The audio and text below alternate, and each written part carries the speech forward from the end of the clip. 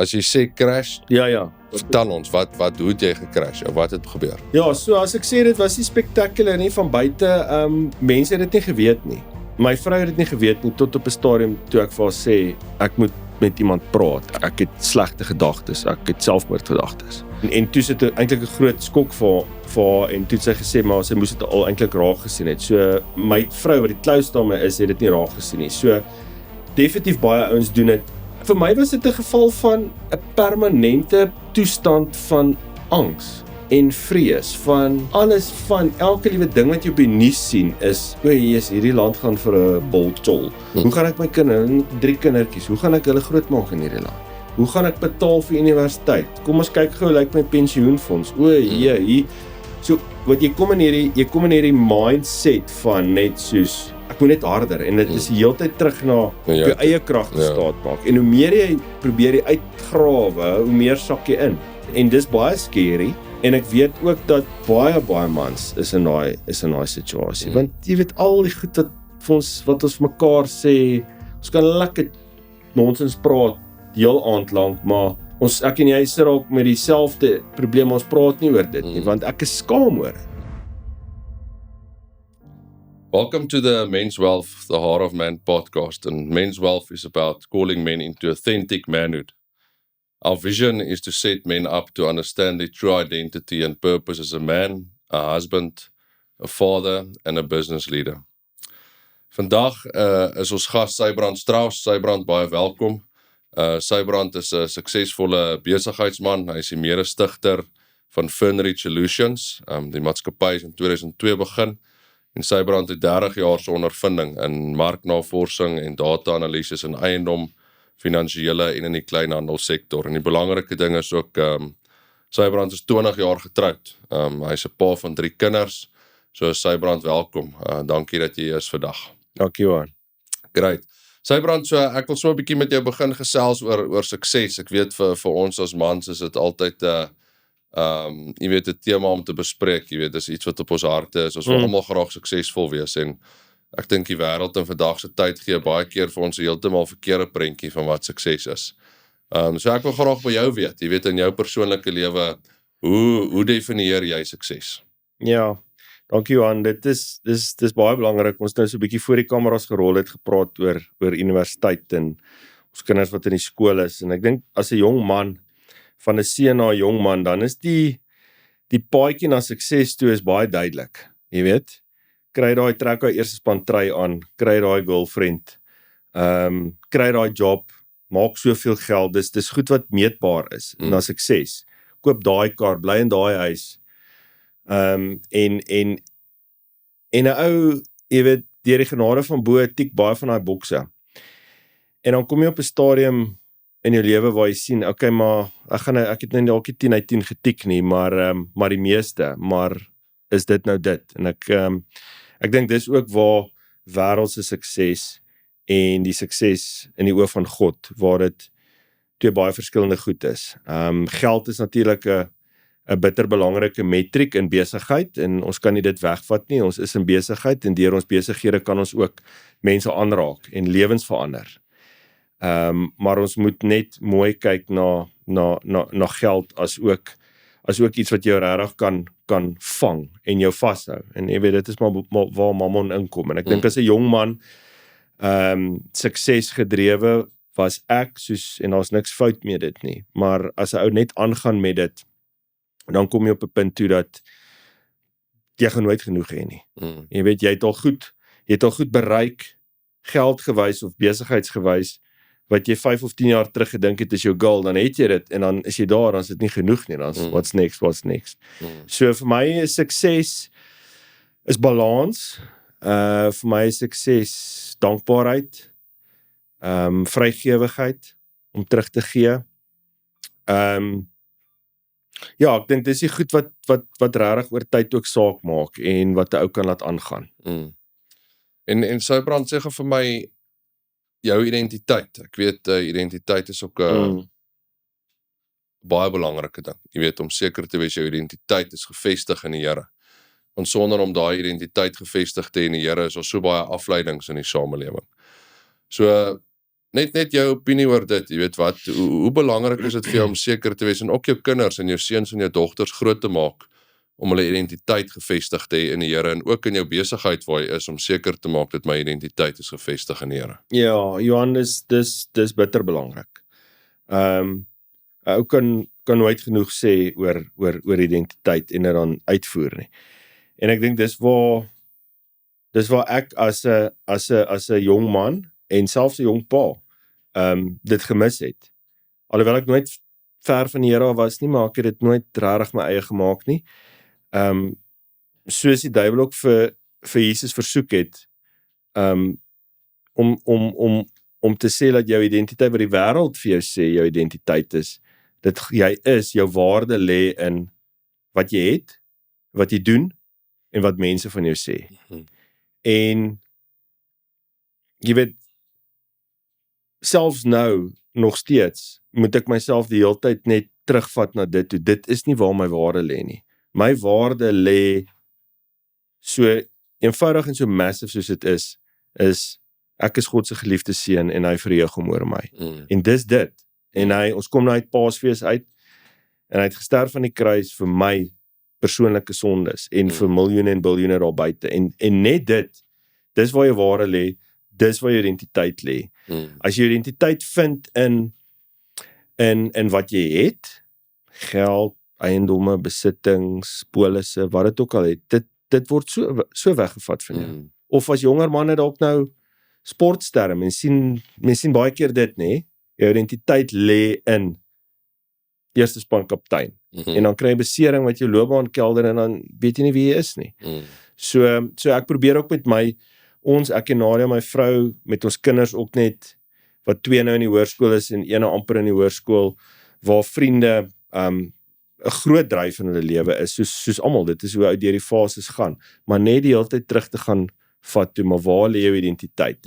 En ook soos ons met ons kinders praat, jy weet, so trots soos dit jou as pa maak, langs die sportveld, om te sien dalk, jou seun het 'n goeie game, of jou dogter het 'n goeie wedstryd, om ook net versigtig te wees, laat mens nie daai overemphasize, kan ek amper sê nie. Want vinnig gaan hulle ook dink dat hulle waarde lê in net as hulle presteer. Ja. Net soos wat ons ook mans, dan is daar die games en die raak maar net groter, en die stakes raak hoër in die besigheidswêreld. Ja, verseker. En Sybrand sê vir my, so as besigheidsman, jy weet, iets wat vir my uitstaan van jou, is jou passie wat jy het vir vaderskap, jy weet, en jou passie wat jy het vir jou kinders, jy weet, en die impak wat jy self op jou kinders het, en ek weet, dit is moeilik in vandag se tyd om al hierdie balle te juggle, jy weet, dit is so maklik om 'n bal te laat val, maar ek wil spesifiek met jou praat oor jou betrokkenheid by, jy's betrokke by The World Needs a Father, en jy's baie betrokke, as ek sê, by jou kinders, en hulle lewens, en by die skool waar hulle is. Vertel ons 'n bietjie agtergrond van dit, hoekom, wat dryf jou om betrokke te wees by dit? Ek moet sê, ek het selfs deur my storm en drang hoërskool en universiteitsjare, het ek nog altyd eintlik op 'n baie, ek wil sê, clueless manier, het ek altyd geweet, ek wil 'n pa wees, ek wil 'n family man wees. So dit is 'n droom wat ek gehad het, en deur die Here se genade het ek 'n wonderlike vrou gekry. En ons is geseënd met 3 kinders. So dit was, en ek dink ook, 'n ding wat ek terugdink nou, toe ek bietjie net so voorberei vir ons gesprek, wat as 'n jong ou nou in Fernridge, toe ons net begin het, dink ek, een van ons eerste, jy weet, jy kry die kliënte, en as jy 25, 26 jaar oud, jy begin 'n company, jy wing het maar, en jy kry 'n kliënt van dubbel jou ouderdom, het kon jou pa gewees het, en die ou het gesê, sy motto in sy besigheid is God before man, family before business. En dan het hy 'n paar ander waardes daarbey. En ek herinner myself baie keer aan dit, jy weet, God before man, in besigheidstransaksies, waar die versoeking daar is, om iets dalk te doen wat niemand van weet nie, die Here eerste, en dan ook wanneer dit kom by die daaglikse goed, die weeklikse goed, jy sal weet Johan, maar family first. Maar natuurlik met 'n ou, soos ek sê, balans is vir my 'n belangrike ding. Dit is vir my deel van sukses. As 'n ou kan balans hê, dan is jy suksesvol. En balans gaan maar oor al die balle wat ons juggle. Wat se balle juggle jy eerstens en hoe belangrik is hulle vir jou? Ja. En as iets op die grond val, wanneer gaan dalk, wat laat jy maar op die grond val? Ja. Maar ja, tydsbestuur is bitter belangrik. Maar net daai beleiding, dis die Here eerste, God before man, family before business. En business is baie belangrik, want jy weet, verseker. Behalwe dat dit net 'n livelihood is, Ja. maar ons raak mense se lewens aan. Ons het ek sien my elke keer, ons is 'n klein maatskappy, ons 20 mense. Die een keer 'n jaar wat ons by ons jaaruitfunksie sit, nooi ons altyd, is maar deel van ons kultuur, die laaste 20 plus jaar. Dan sit mans, vrouens, boyfriend, girlfriends, kinders, alles. Dan skielik word daai 20, 80. En dan sien jy, dan sit 'n ou so, en dan sien jy, hoorie, maar dit is eintlik die ripple effek van die besigheid, waar dit vandaan kom, en dit is 'n massive verantwoordelikheid en 'n voorreg, om dit te kan sien. Ja. En Sybrand sê vir my so, ek dink ons baie mans al buite, en jy weet wat, die Here ken, hulle weet van die Here, hulle weet van die Bybel, hulle weet van die kerk, hulle weet al die regte goed. Ja. Maar iewers in 'n ou se lewe besef hy, daar's meer. Jy weet, en jy het ook al vir my gesê dat, jy weet, jy het op 'n punt gekom, iewers in jou lewe, waar die Here net baie meer tangible vir jou begin raak het. Jy weet, en waar jou verhouding met die Here baie dieper begin raak het. So as besigheidsman wat hierdie goeie besigheid het, en man en pa, vertel ons bietjie wat het gebeur? Waar het jou verhouding met die Here in terme van al hierdie goed baie meer intiem begin raak? So, as 'n storie is belangrik, né? En enige van ons manne wat 'n bietjie kan terugkyk, al gaan kyk na sekere goed waar jy dalk spyt is, waar jy dalk voel jy tyd gemis. En ek dink dit is belangrik om jy moet jou storie face. Jy moet jou storie face, en dan glo ons moet mekaar se stories, ons moet ons stories deel met mekaar ook. Want iemand kan net ietsie daaruit vat. So ek het my pa was 'n dominee. Ek het groot geword in die dominee se huis, en toe later was hy teologiese professor. En ons praat baie keer in die World Needs se Vader, as ons met die paas werk, oor kinderwonde, en veral vaderwonde. En ons was nou die naweek op 'n kamp, en ons het weer daaroor gepraat, en ek het vir baie jare eintlik voorgestaan en vir ouens gesê, julle moet julle vaderwonde gaan ontdek, want is reël. En as ek hier, wat ek het nog nie my vaderwond geïdentifiseer nie. Maar eintlik was dit maar omdat ek my pa gehou nog steeds, ons het 'n wonderlike verhouding, maar ek het regtig gedink die ou is perfek. Ek het letterlik daai ou telefone wat jy so zirts, ek het letterlik gedink hy die Here se nommer. En so wonderlike pa en ma wat nooit beklei het nie, maar nou word jy groter, en as 'n tiener begin jy hierdie gedagtes en drange kry, en net so is die duiwel op jou met 'n skuldgevoel. Jy sê, jou pa is perfek, jou pa is die dominee, jy dink aan hierdie goed, jy fantasize oor hierdie goed, jy's bad. En dan wat doen ons mans? So sit dit maar net hier binne, en ons bly stil. En so die Here was altyd daar, en ek wil sê, ek was nooit heeltemal die pad bystuur, maar ek het dit nooit regtig my eie gemaak nie. Tot ek eintlik maar self pa geword het, en self, dan besef jy eintlik eers wat God gedoen het om sy eniggebore seun te laat kruisig. En nog steeds kan nie verstaan nie, maar jy het 'n glimpse van dit. Ja. Of storie van Abraham en Isak, jy weet. Want nou het jy hier lyfie waar jou hart skielik nog 'n hart gegroei het, soos jy nog 'n kind kry, en dan dink jy, okay, dan gaan lees jy dit weer, en dan sê dit Abraham, na die Here se stem gehoor het dadelik gegaan en die perd gepak of wat, en hy het die mes gevat, en hy het die hout gevat, en sy seun gevat. Hy het nie vrae gevra nie, hy het nie sê, Here, bietjie oor dit bid of wat nie. So vir my, om pa te word, was 'n massive, jy weet, realization, maar dit was ook nie so 'n moment nie. Ek het maar daarna met my 3 kinders redelik vinnig op mekaar gekom, maar soos altyd op my eie kragte staat gemaak, my eie insigte. Nou moet jy skielik vir 4 mense sorg. So wat gaan jy doen? Jy gaan harder werk, jy moet nou net meer geld maak. As ek meer geld kan maak, dan is alles fyn. En op 40, is 10 jaar terug, het ek redelik, ek het gedink ek het arrive, en ek het besef, I'm nowhere. En ja, ek het 'n bietjie gecrash, nie spectacular nie. Ek is nooit daai ou nie, maar ek het intern gecrash en ek het Vertel ons bietjie meer oor dit. Want ek wil graag vertel ons waar jy gegaan het, want ek dink ons baie mans wat hierdie goed gaan. En nou besef nie altyd, yes man, maar daar's ander ouens wat ook hierdeur gaan nie. So as jy nie omgee nie, asseblief vertel bietjie.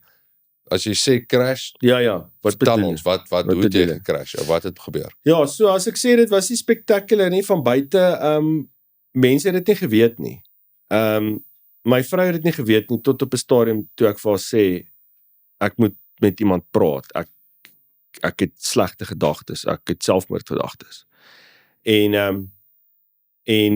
toe sit eintlik 'n groot skok vir haar, en toe het sy gesê, maar sy moes dit al eintlik raak gesien het. So, my vrou wat die close daarmee is, het dit nie raak gesien nie. So, definitief baie ouens doen dit. Vir my was dit 'n geval van 'n permanente toestand van angs en vrees, van alles, van elke liewe ding wat jy op die nuus sien is, hierdie land gaan vir 'n bolchol. Hoe gaan ek my kinders, 3 kindertjies, hoe gaan ek hulle grootmaak in hierdie land? Hoe gaan ek betaal vir universiteit? Kom ons kyk gou, lyk my pensioenfonds. Hier. So, wat jy kom in hierdie mindset van net soos, ek moet net harder, en dit is die hele tyd terug na op jou eie kragte staat maak. En hoe meer jy probeer jy uitgrawe, hoe meer sak jy in. En dis baie scary. En ek weet ook dat baie mans is in daai situasie. Want jy weet al die goed wat ons mekaar sê, ons kan lekker nonsens praat die heel aand lank, maar ek en jy sit ook met dieselfde probleem, ons praat nie oor dit nie, want ek is skaam oor dit. Want ek, I need to keep up appearances, want weer eens terug na identiteit, né? Want my waarde lê dalk in wat my chomme dink van my. En ek's besig om my huis te verloor, maar my waarde lê in wat ek het. En ek's besig om my besigheid is besig om onder te gaan, maar kan dit vir niemand sê nie, want ek glo eintlik my waarde lê in wat ek doen, my werk, my besittings. So daai tipe pressure cooker, en daar was een spesifieke foto, wat ek ook as ek bietjie deel met die manne, ek het daai foto gekry, en dis, jy weet, ek dink dis 'n goeie voorbeeld, dit is, ons was 'n dag, 10 jaar terug, presies 10 jaar terug, in die winter nou. Ons was hier by een van hierdie markies in Irene of so, en so lekker selfie, ons gesinnetjie, hierdie uittand kindertjies wat so smaal, happy family. Ek smaal, ek meen, jy gaan nie vir 'n oomblik weet waarmee ek gesuffer het nie. En ek onthou hoe ek daai foon gevat het, en die goed wat ek aan gedink het. So, dis baie scary, en ons moet regtig, ek wil ook maar net vir ouens uitnooi wat dit dalk sien, as daar ene is wat dit sien, en bietjie kan relate, jy weet, ons sal dalk by dit kom, Johan, wat kan 'n ou doen as 'n ou? Maar laat ek dan maar my storie verder vertel, maar ek het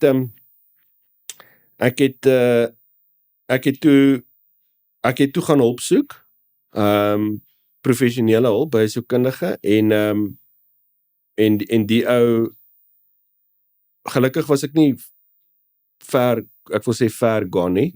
Ek het dit vroeg identifiseer. So dit was eintlik net 'n bietjie thought patterns. So aan die een kant, ek wil sê nie, alhoewel dit is belangrik om na 'n Christen sielkundige toe te gaan. Jy weet, ek wil nie ouens kom met yoga en alternatiewe goed nie. Jy weet, jy moet vir jou sê, hoorie, maar hoe lyk jou verhouding met die Here? En dis maar waar dit is, jy weet. So om eerstens professionele hulp te kry is belangrik, en om dan deur die genade van bo het ek op daai stadium ook gehoor van die World Needs a Father, en daar ander manne ontmoet, en ek dink dis die ander ding, is net om te share. Ja, hoe belangrik is hierdie ander manne? Dis my algemene tema wat uitkom. Jy weet, ek dink baie van die mans wat ek nou al mee gesels het, wat deurgoed gewerk het, dis 'n algemene tema, die accountability en die feit om net ander mans in jou lewe te hê met wie jy kan praat. So, hoe belangrik is dit vir jou? Yes, dis massively. Ek meen, daar is my lewe gered. En ons sê dit ook vir mekaar, en ek kan vir jou sê, die twee belangrikste goed wat 'n man nodig het, ek weet nou nie van vrouens nie, ons praat net van geluk, praat ons net oor mans. Maar, en dis wat ek vir my seuns ook vas lê, is, die twee belangrikste goed wat jy nodig het. Jy het baie goed nodig, maar om in hierdie lewe, eerstens te survive en te thrive, op alle vlakke, persoonlik, emosioneel, geestelik, verhoudingsgewys, karriergewys, eendag, wat hulle ook al gaan doen, is jy die woord nodig, en dan het jy manne, broers nodig in Christus. En manne is bitter belangrik, want ek dink ek weet, dit is iets wat in ons mans, ons is geneig om te suffer in silence. Jy weet, dit word baie keer ook vir ons, dis ons grootgemaak is, Cowboys Don't Cry, jy weet die eentjie wat stil is bo, jy weet daai amper komiese goeders, maar dis real. En ek dink dalk nog meer soveel ons Afrikaanse mans. Ja, seker, ja. As jy kyk na ons geskiedenis, man, jy gaan op jou eie, jy en jou gesin trek in hierdie rigting in, en ons doen ons eie ding daar, bogger die res. Ja, jy maak dit gebeur. So dit is, ek kan nie dit meer beklemtoon nie. Nou mans is ook, so dit moet broers in die Here wees, en ek dink mans as peers, met ander woorde, jy weet, 'n groep van mans, en dit kan 1 of 2 ouens wees. Kerk is belangrik, maar kerk is one-sided, jy weet, met al die tegnologie, deesdae kan ook, jy weet, jy kan kerk kyk by die huis. Nie dat ek sê dit is 'n goeie alternative nie, maar so hierdie, ons praat hier van kerk nie, ons praat hier van wederzijds, jy weet, en vulnerability. Dit is die groot ding, soos, maak het, kom ons sê net bietjie met mekaar, en dan ook, tesame met 'n man in jou lewe, 'n mans in jou lewe is 'n mentor. Dis bitter belangrik. Jy weet, 'n mentor is iemand wat bietjie ouer as jy is, wat alhoewel ons elkeen ons eie paadjie stap, maar hy het al bietjie 'n pad gestap, en ek kan vir jou raad gee, en eintlik is 'n mentor die hoogste authority in jou lewe na God. So iemand, jy het gesê accountability partners, jou broers ook verseker, jy weet, as ons praat oor pornografie, dan, ek vra vir jou, dan moet jy eerlik wees. En dieselfde geld vir my, en dan dieselfde soos ons praat maar oor manne, so ons praat oor seuns ook, maar ons paas ook, jy weet, daai accountability, daai ding van, my kinders mag nie kyk wat op my foon aangaan nie, dis uit. Hulle moet kan kyk, want ek het geen moral high ground nie. Ek het authority, ek is aangestel oor hulle, maar dis 'n moral authority. So, ek het geen authority in die huis as ek sekere goed doen in secrecy dalk, en los pappa se foon, jy weet, ek praat dan nou van kinders sê nou maar bo 6, wat nou nie 'n foon gaan breek nie, maar ja. En sê vir my, Sybrand, iets wat jy aangeraak het is ek dink ons baie mans wat loop met, jy het gepraat van die vaderwond. Ja. Iets wat ook spesifiek aangespreek word deur die kursus wat julle doen by The Dads of The World Needs a Father. So, dit het obviously 'n massiewe impak op enige man, as jy met so 'n wond rondloop. Jy weet, dit manifesteer later verseker uit in jou eie huwelik, of in besigheid, of net die manier hoe jy ander mense hanteer in besigheid, en hoe jy, as jy 'n besigheidseienaar is, hoe jy die besigheidsbou. Dit word ook beïnvloed deur hierdie wond waarmee jy loop. So, kom ons praat 'n bietjie daaroor. So, hoe identifiseer ek? As jy miskien 1 of 2 praktiese pointers kan gee, hoe identifiseer ek is dat ek het 'n issue, ek het 'n vaderwond wat moet uitgesort word?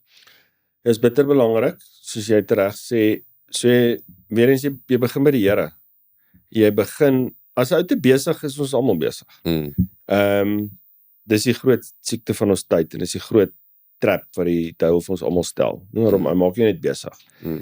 So jy moet stil raak. So jy moet by die Here uitkom vir 'n begin. En jy kan net by hom uitkom as jy stil raak. So jy moet daai roetines inbou, daagliks, weekliks, kwartaalliks. Ons kan ook 'n bietjie daaroor praat, praktiese wenke daar, maar ultimately hoor wat die Here vir jou sê. En natuurlik moet 'n ou kennis ook hê, want jy weet, so daar is hulpmiddels, daar is 'n kursus soos die Dad's Talk van The World Needs a Father, wat ons dis so deel van identiteit, dat jy kan nie identiteit aanspreek sonder 'n vaderwond nie. En 'n moederwond, maar meerendeels vaderwonde. So om die regte tools te kry in 'n veilige omgewing en dan dit dan te gaan ontdek. En ek dink die een groot ding is net waar ons as mans moet vir mekaar jouself eerstens en dan vir mekaar ook. Wat is die goed wat jou trigger? Jy weet, 'n taxi wat voor jou inry, dit maak my nie kwaad, maar 'n ander ou flip dit heeltemal. Maar wat my trigger is as ek nie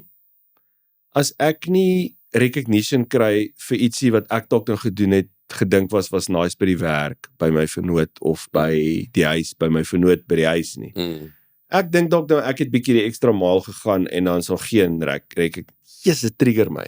Dit laat my soos, daai moet 'n ou gaan identifiseer, hierdie goed wat, jy weet, waar jy eintlik soos 'n kind dalk nie optree nie, jy het dalk al geleer om jou aksies te stop, maar regtig daai onmiddellike emosie, hier word ek nou waakom, dis daai ding. En dis baie keer, ek meen, ons kom uit ek wil sê, kom ons sê nou maar, ons 40's, ek is nou heel aan die einde van 40, so ek sal myself nog so bietjie groepeer daarso. Ons 40-year-olds, typies ons paas was aanwesig gewees, generally speaking. En die interessante ding wat ons sien, ons sien mekaar ook baie langs sportveld, ons as paas wat probeer beter wees as ons paas, wil nie afwesig wees. En dan baie keer dan oorkompenseer ons ook. Jy hoor nou baie keer ouens wat sê, ek het nog nie een sportwedstryd van my kind gemis. Wel, great ou, maar het jy hom al leer Bybel lees? Gaan tel daai ure. En as jy ou nou nog cricket ook speel, gaan tel daai ure by. Dis baie, jy het nog nie 'n wedstryd gemis nie. Well done. Want jou pa het nie een wedstryd bygewoon nie, so ek verstaan dit. Ek is een van hulle. Maar my vrou het my al uitgevang as ek so sê, nee, maar ek was by hierdie wedstryd, en dan sê, maar jy moet net mooi gaan dink, hoekom is jy daar? Wel, eerstens, jy wil jouself beter laat voel, want jy wil nie soos jou pa wees nie. Tweedens, dis vrek lekker om die mannetjies en die girls te kyk. Dis lekker. Dis 'n escape. Ek wil eerder dit doen as om in 'n meeting, as daai meeting kan skuif. So is eintlik 'n bietjie selfsugtig ook. En derdens, wat doen jy vir jou kind? Gaan vra 'n bietjie langs die baan. Jy weet, daai uur langs die baan of langs die veld, maar dan kom jy die aand by die huis, jy sit op 'n Teams meeting, want jy moet nou inhaal, waar is die Bybelstudie, gaan sit dit by jou kind en chat. So ons mis, ek dink met goeie intensies, en dis presies wat ons paas ook gedoen het. En dis die goed wat mense moet identifiseer, en dit probeer beek. Ons paas, die voorreg gehad om jou pa te ken, ek dink met no bad intentions, maar dis 'n ander tyd, en heel moontlik net soos, ek moet net werk, want ek moet vir die kinders sorg, en dan die werk, hulle weggevat van ons, waar ons nou hierdie sensitiwiteit het oor, my pa was nooit by 'n wedstryd nie. Nou is ons weer op 'n ander, ons het meer flexibility, ons werk ook nie vir 'n corporate nie, ons het ons eie besigheid, ons het flexibility, ons het technology, maar nou, jy weet, wat se skills het jy al jou seun, jou laerskoolseun? Hy is op 'n fase waar hy moet skills leer, om 'n gat te boor, 'n plankie te sny, of wat, goed wat ek nie van hou nie, maar daai konneksie saam, wat ek dink waar ek tekort skiet, teenoor wat ek en my pa gedoen het, die gras sny wat ek gehaat het, op 'n Saterdagoggend, maar dit was tyd saam. Jy weet, ons het daai grassnyer gediens en geolie en dan weer gewas na die tyd. So, anyway, ek kan lank oor Ja, en dit ek gaan, dink dis maar baie belangrik. Ek dink daar's soveel faktore en ek is bly jy praat daaroor. Want jy weet om weer eens terug te kom by die hele doel van hierdie gesprek en die visie van hierdie podcast is juis om manne te help. Jy weet om beter mans, beter paas vir hulle kinders te wees en ek dink baie keer ou is so gefokus in terme van jou beroep en soos wat jy nou sê, daar's miskien 'n wond wat jy het wat jy wil toemaak deur al hierdie goed by te woon en ek is dieselfde, ek mis 'n een game nie. Maar ek dink waar ek nou net uitgedaag is deur wat jy gesê het, is ook maar wat anders doen ek vir my kinders? Hoe guide ek hulle geestelik? Jy weet, want dit is ook 'n rol wat ek as pa moet speel. Jy weet, ek moet ook my kinders leer hoe om, soos wat jy sê, Bybel te lees, hoe om ander mense te hanteer, hoe om saam met hulle te bid, hoe om vir hulle te bid. So daar's soveel ander aspekte van die prentjie. So 'n vraag wat ek wil vra is, so in hierdie The World Needs a Father kursusse wat julle doen, wat is die impak in man se lewens as hulle gedeel het met die wond? Want ek dink baie ouens steek dit weg. Jy weet, daar's 'n mat, ons veer dit onder die mat weg, dit gaan verdwyn, maar dit gaan nooit verdwyn nie. So vir baie mans is dit moeilik om mee te deel. Dit maak seer, jy weet, dit bring emosies op wat nie lekker is nie. Jy weet, dit bring baie keer lang trane en even sielkundige sessies na vore. Jy weet, maar wat ek dink bitter nodig is vir baie mans om deur te gaan.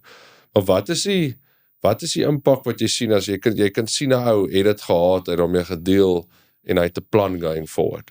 Wat is die impak wat jy sien in ouens se lewens? Ek dink elke ou is uniek. So elke ou gaan anders met dit deel of nie. Elke ou stap ook sy eie paadjie. Jy weet, ek is nie ek doen goed stadig en ek is baie dankbaar. Ek het vir my pa 'n brief ook geskryf en vir hom gesê dankie, want hy was hierdie godsman. Hy het ook natuurlik sy issues. Nou kom dit op 80 uit, baie van daai goed. Maar ek het net vir hom ook dankie gesê dat hy my nie geforseer het nie. En my amper die tyd gegee het om op my eie manier, op my stadige pas, ook by die Here uit te kom. So, die impak is massive eerstens, en dit is uniek vir individu, maar ek dink,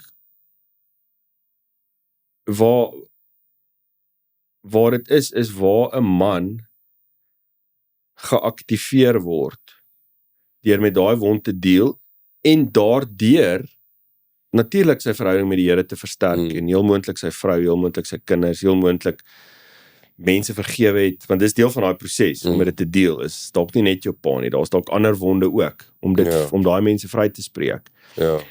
En om dan as bevryde in te step in jou roeping in. Om dit te identifiseer in daai proses, na dit. So dis deel van die healing. Want wat doen daai wond, of wat doen daai identiteit wat nie reg is nie? Dit hou jou gevange.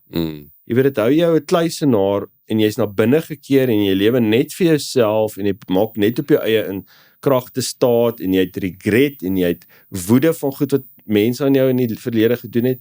As jy daai bevryding het, en ek dink dit is eintlik maar dis om hergebore te word. Net 'n ander term, en om eintlik die proof, wil sê, en nou moet ek ook besop om nie proof te soek by ouens en sê, jy weet, maar hierdie ou het nou 'n massive, jy weet, elke ou vir homself, maar eintlik, weer eens, as jy in 'n veilige omgewing met iemand kan praat, en hy het eintlik sy roeping geïdentifiseer daardeur, en hy is bevry om hierdeur te werk, en hy het by 'n punt gekom, waar hy sy roeping identifiseer, en wat wil die Here regtig vir hom as individu hy moet doen, en om daar in te klim, en om klein bietjie goedjies, en van dit is dit elkeen natuurlik uniek. Ja, elkeen het sy eie pad wat hy stap.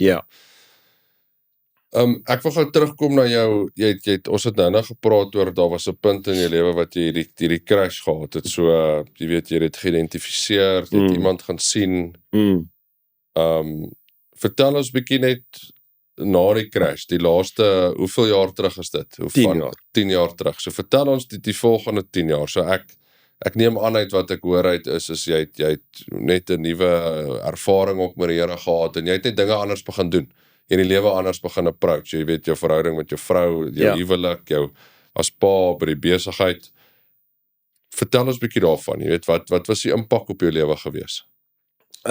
Dit was massive, deur die genade van die Here. Ek het so practically, jy weet, dit was vir my belangrik om professionele hulp te kry. Gelukkig was dit nie nodig vir baie nie. Dan moet jy maar daai pad stap. En jy kan dit nie alleen stap nie. En deur die Woorddienst se vader, eintlik baie van die teologie, of van die goeie boodskap, het vir die eerste keer eintlik het ek dit gesnap. Okay, sure. Deur as 'n pa te wees. En daardeur het dit, van my broers, een van hulle wat ek vanoggend gesit het weer met ons mannegroepie, is 'n man wat ek daar ontmoet het. Sure. En as jy daar saam, so daar word broers gemaak, want ons praat oor dieselfde goed. En om dan 'n paadjie te stap, en ons het begin by 1 keer 'n maand, by die Portugese plek wat nou toe is, gaan die spataras en rooi koeldrank drink, en dit het gegaan deur COVID in 'n koffiedrinkgroepie en toe sit verder 'n mannegroepie en jy weet, en nou is dit 'n groot mannegroepie. Nou moet ons al afsplit en so. Sure. Maar dit is die goed weet wat jy nie voorheen geweet het nie. En manne ontmoet daardeur, en dan moet 'n mens natuurlik, jy moet werk maak daarvan om, jy weet, jy gaan nie net van self opdaag, 6:30 op 'n Vrydagoggend nie, dit is nie altyd lekker nie.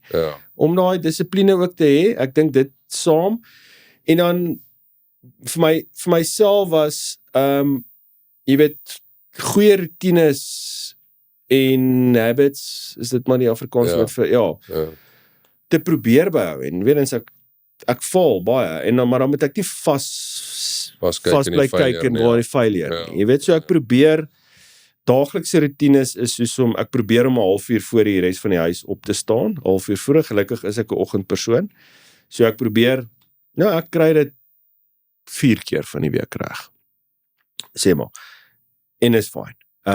Maar om bietjie vroeër op te staan, om daai stilte tyd te doen, en daar's natuurlik, dis natuurlik 'n gesprek op sy eie hoe dit te doen, maar om stil te raak. Op meer as 'n paar keer 'n week, sal ek sê. 'n Oggendwerk vir my, want dit belyn jou dag. So dis daai stilte tyd op 'n daaglikse basis, 'n weeklikse check-in met manne, 'n mentor op 'n maandelikse basis. Ek's baie opgewonde om vanmiddag my lunch met die man met my mentor te hê. En dan ook, vir my, wat bitter belangrik is ek is nou nie so wat ek die goed so in plek het nie, maar kwartaalliks, vir my werk 24 uur, om weg te breek. Ons het 'n plaas, 4,5 van hier af. Jy het nie 'n plaas nodig nie. Jy kan jouself gaan incheck in 'n gastehuis, op jou eie, by Harties. Net bietjie alleen te wees. 24 uur, maar dan het ek reëls. So, ek moet natuurlik myself saamvat vir 'n noodgeval. Maar, so nie selfoon nie musiek nie lekker JBL speaker, nee. Obviously nie TV nie, en nie alkohol nie. Ek kan ook maar lekker deel van relax, sit op die stoep, drink 'n dop, en as ek wees, dan het ek 3 doppe gedrink. En dan het ek 'n party op my eie, waar ek ook al was. So ek moet daai reëls, dit klink nou verskriklik. Ja, maar dis belangrik. En dan is dit net dis soos gefokuste tyd. Verder het ek nie eintlik 'n agenda nie, maar en dit moet in die natuur wees. Jy weet, ek dink ek gaan sukkel om 24 uur in hierdie studio te sit. Sonder my foon maar dit gaan nie werk nie. Maar gaan sit in die natuur, en as ou stil raak in daai tyd in die natuur, ek het al 'n uur vir 'n vink gekyk in 'n boom. En ek het mesmerized geraak, en eintlik deur daai vink te bekyk en hoe hulle rondspring en so, dan begin jy dink aan die Here. Dan gaan soek jy weer die versie van, jy weet, die voëls in die veld. Ja, En ja. as die Here so vir hierdie vink sorg, Ja, is gaan dan hy man nie is vir jou besig. sorg, Ja, Hy weet nie waar hy môre gaan wees nie.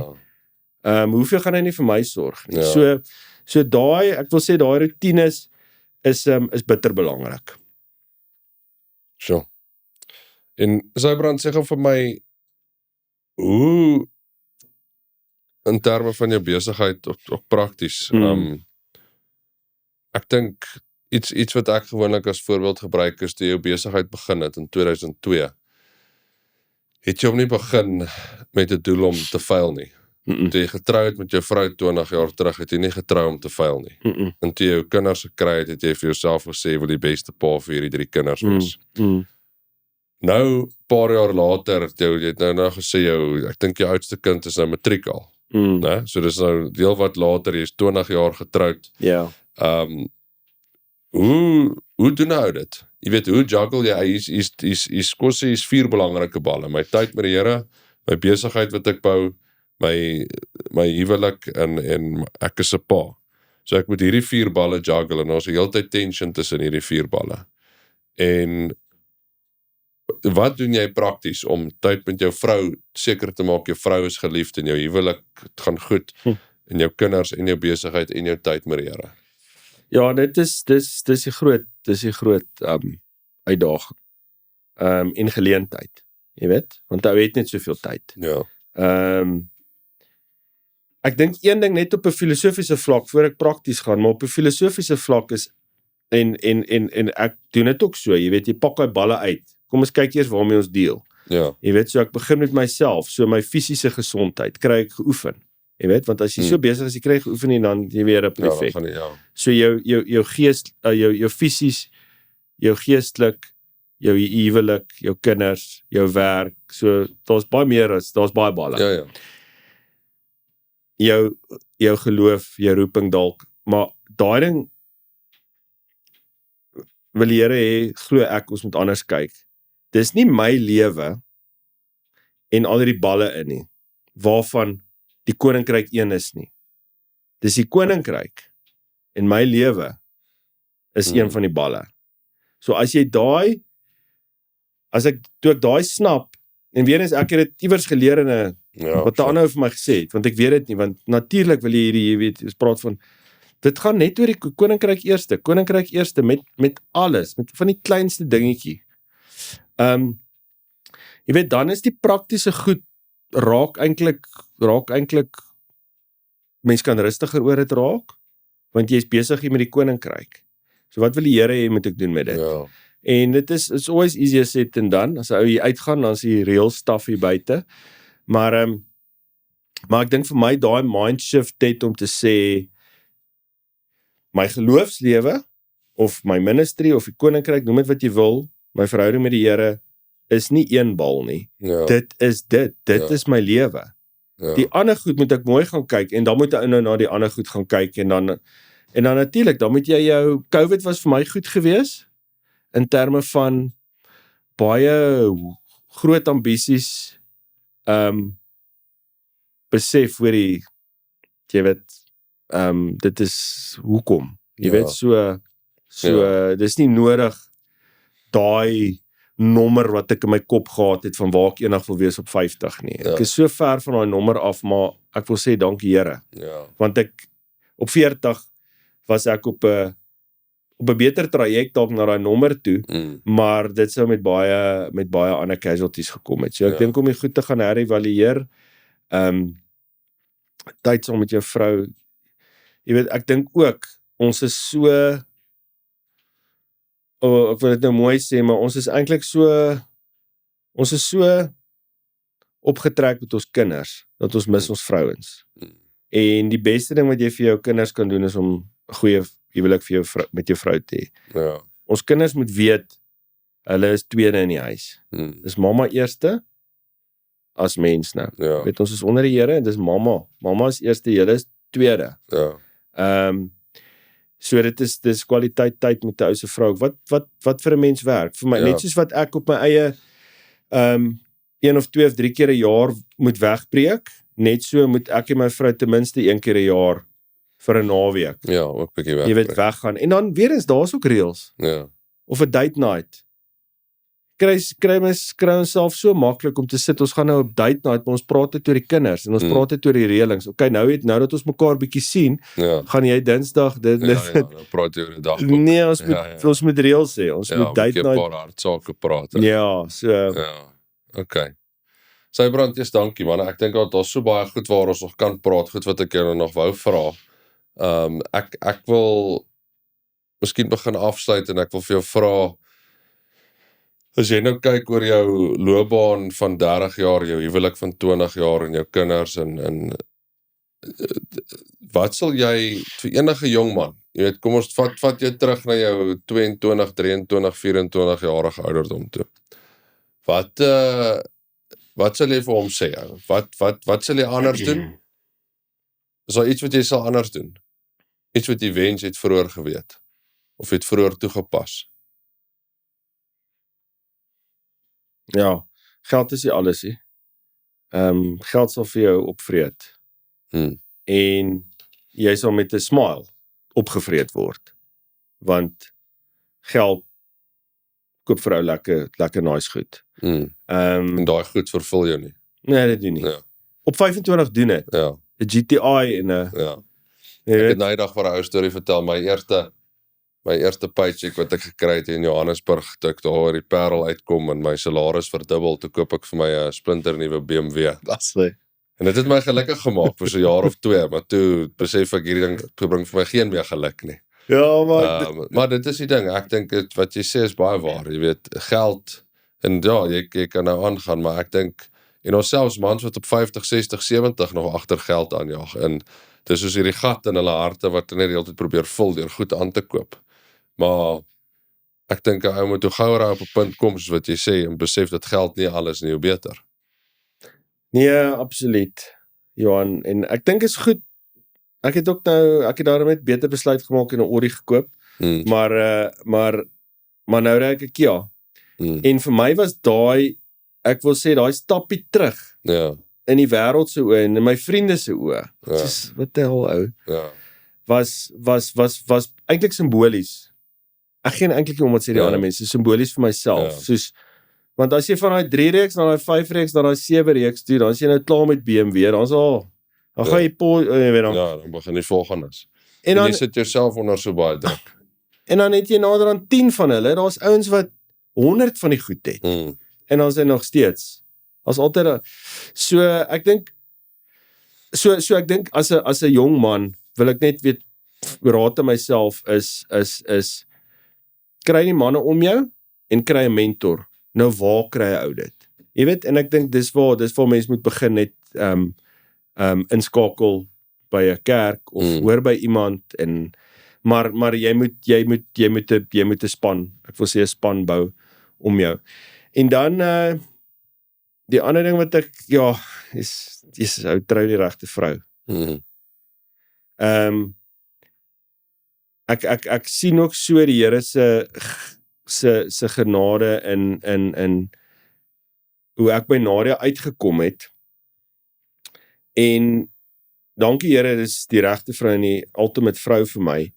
Maar ek kan 20 jaar laat, ons nou 20 jaar, ons was nou die so maand terug in die Kaap vir ons toe kon ons daarom nou 'n bietjie aandjie of 2 bietjie ekstra gaan, ja. Want dis 'n 20 is 'n grootte.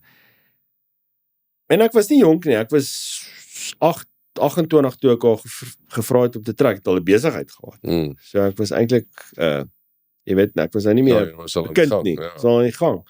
Maar nog steeds eerens jy kan nie in die toekoms sien nie en dit gaan ook nie daaroor nie. Jy gaan nooit in die toekoms sien nie.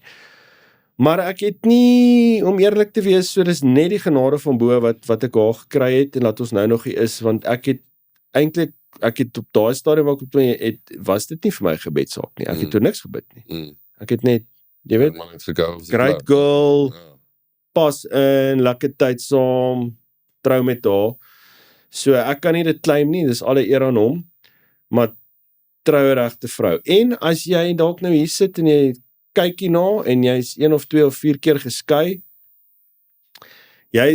dis deel van jou storie, Jy's eintlik die beste ou om te praat ook oor huwelik. Ja, Of 'n ou wat bankrot is, ja, wat sy besigheid gefaal het, ja, is die beste ou. Dis jy weet, maak daai storie jou eie. Gaan face daai goed wat jy eintlik oor skaam kry en wat jy oor spyt is en wat. Dis deel van jou storie. ja, En ek dink dalk ook as jy hier sit en natuurlik, ek meen dit wil ek net 'n full disclaimer, is nie 20 jaar van maanskyn en rose nie, inteendeel. ja. Maar Dis harde en moeilike tye ook. ja, verseker. Maar moenie quit nie. As jy dalk nou na dit kyk en dis regtig taaf tussen jou en jou vrou, weer eens gaan na die Here toe. En gaan na haar toe, dalk ook met gaan bid saam met haar. Ek het ook vir baie lank gehoor bid saam met jou vrou en ek het dit vir baie lank nie gedoen nie. En dit is bevrydend en dit maak iets ook wakker in 'n mens Ja, in jou verhouding. ja, So ja, nee, baie raad, maar soos my seuns, hulle koppe sal stamp. Dis ook deel van die lewe. Ja. Dis deel van hulle storie.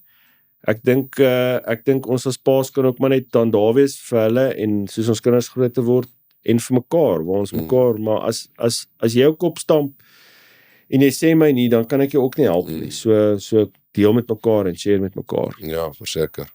Sjoe. Sybrand, baie dankie. Dankie vir die chat. Ek waardeer dit. Ek dink jy het great praktiese tips gegee. Is great om jou storie te hoor en is lekker om te hoor wat die Here, jy weet, in jou lewe doen. Jy weet, hierdie goed waar jy betrokke is. So dankie vir jou tyd, man. Waardeer dit. Dankie Johan. Thanks.